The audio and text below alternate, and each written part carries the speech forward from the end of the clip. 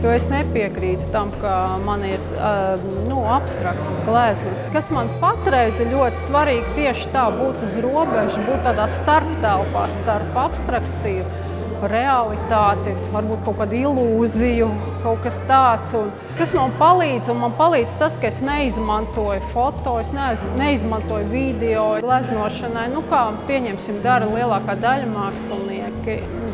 Es gleznoju no atmiņas, jo tikko es sāku izmantot foto vai video, tad viss sāk palikt pārāk reāli un pārāk pareizi, kas man īsti neder. Un tikko es ieslēdzu to atmiņu, kāda viņa ir, man liekas, ka tas viss rodās tomēr domājot, kaut kādos pārdzīvojumos, kaut kādās, un tad es kaut ko ieraugu un liekas, jā, te saliekās kopā. Un es to visu simbolizēju ar tādu, var teikt, putekļa portretu. Putekli, kas ir tiešām tāds, man liekas, īstais simbols tam, ko es gribu pateikt, jo viņš ir tāds mūžīgais, man liekas, klejotājs laikā un telpā. Viņš vienmēr ir bijis, ir un būs.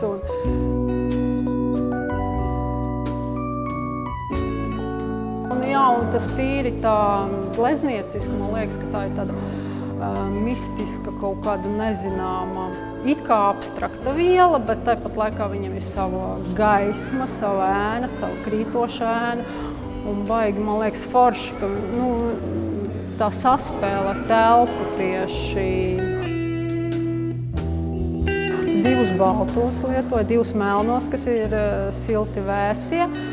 Jā, un man ir maza tūbiņa rokerīte, kura jau iet 2 gadus un kuras drusciņi pieliek, lai paspilgtinātu to varbūt balto kaut kādu gaismiņu.